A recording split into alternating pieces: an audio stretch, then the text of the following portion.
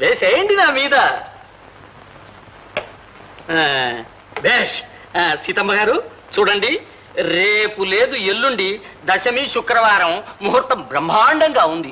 ఇది దాటితే శూన్యమాసం, తర్వాత మీ సౌకర్యం. సౌకర్యానికి ఏముందిలేండి, జరిపించేద్దాం. శాస్త్రి గారు, ఒక్క రోజులో ఎలా వీలవుతుందండి? ఉన్నానుగా పాపాల భైరవుణ్ణి, వేసేయండి నా మీద. ఒక్కసారి మీరు ఇలా వస్తారా? అలాగే.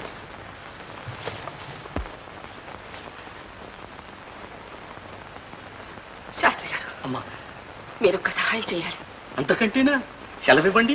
చూడండి, పెళ్లి పిల్లవాళ్ళింట్లో పెట్టుకుంటే అబ్బాయి సమయానికి వస్తాడు రాడు, వచ్చినా సరిగ్గా ఉంటాడో ఉండడు, ఏం నవ్వుల పాలవుతామో అదే నాకు చాలా భయంగా ఉంది.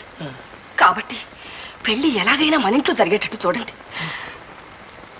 నా పరువు నిలబెట్టండి శాస్త్రి గారు. ఇంతే కదా, మీకేం భయం లేదు. ఉన్నానుగా పాపాల భైరవుణ్ణి, వేసేయండి నా మీద. లింగయ్య గారు, మరి మన ఊళ్ళో మశూచకం ఉన్నదంటున్నారు, నిజమేనా? మశూచకమా? మా ఊళ్ళోనా? నాకు తెలీదే. సరే, మీకెక్కడ తెలుస్తుందండి?